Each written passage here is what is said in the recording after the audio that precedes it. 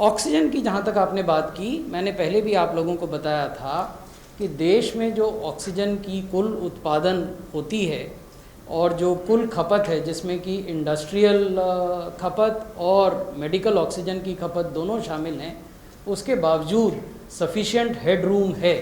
आवश्यकता इस बात की है कि राज्यों के स्तर पर और राज्यों में जो हेल्थ फैसिलिटीज़ हैं, यानी अस्पतालों के स्तर पर प्लानिंग की जानी है, ताकि हम आगे की सोच सकें कि 6 दिन बाद हमारी ऑक्सीजन के स्टॉक क्या होंगे। इन्वेंट्री प्लानिंग जिसको कहा जाता है, उसको हम कैसे समय रहते हुए रिप्लेनिश करें, ये कहा जाता है।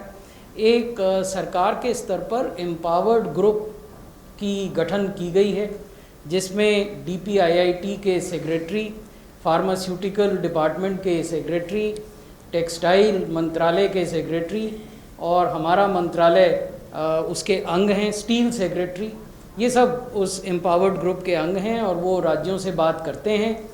पिछले सप्ताह हमारे 3 परामर्श राज्यों से ऑक्सीजन के बारे में हुए हैं, उसमें अनेक चीज़ें निकली हैं, अनेक निर्णय हुए हैं। मैं 5 निर्णयों की ओर आपका ध्यान आकृष्ट करता हूँ।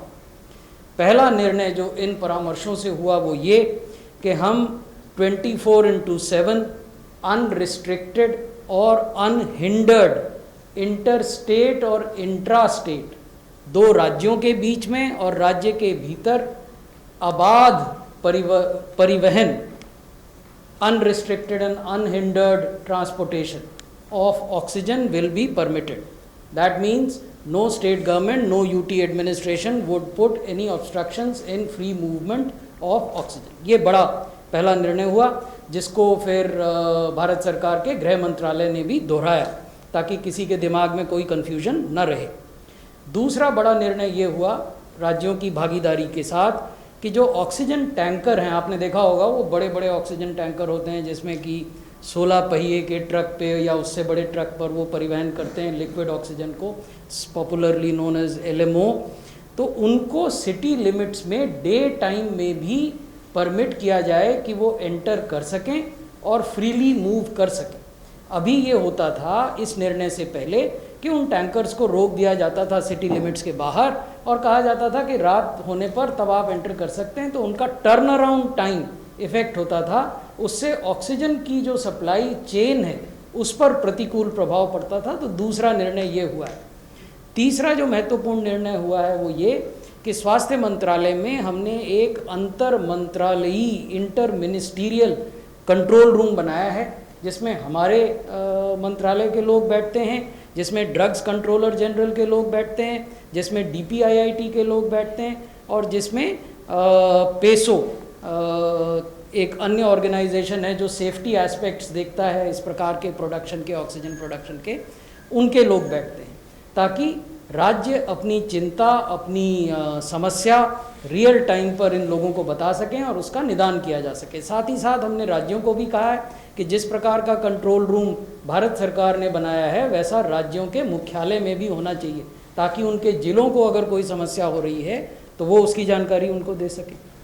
चौथा जो बड़ा निर्णय हुआ है वो ये हुआ है कि माइक्रो लेवल मैनेजमेंट, जिसकी ओर मैं आपका ध्यान आकृष्ट कर रहा था, हमें ये देखना है राज्यों के स्तर पर या अस्पतालों के स्तर पर कि जो पाइपलाइन है जिससे ऑक्सीजन जा रही है उनका रखरखाव ढंग से हो रहा है कि नहीं हो रहा है।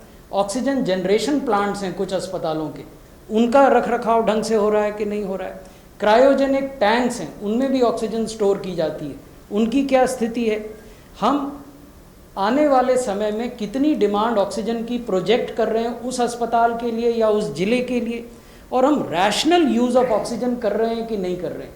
इन सब मामलों में माइक्रो लेवल प्लानिंग जिले बनाएं, ये चौथा निर्णय था। और जो 5वां निर्णय हुआ है, राज्य सरकारों को हमने ये परामर्श दिया है कि ऑक्सीजन की होर्डिंग और ऑक्सीजन की ओवरचार्जिंग पर निगरानी रखें और अगर ऐसे मामले आते हैं तो उनके खिलाफ कानूनी कार्रवाई करें।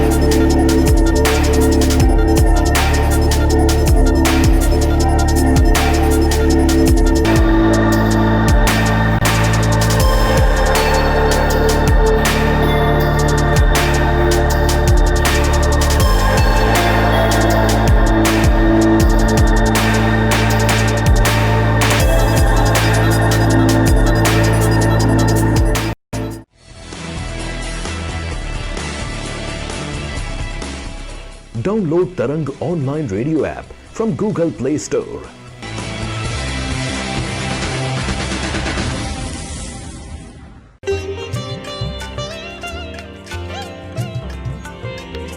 You are listening to Tarang Devotional Online Radio.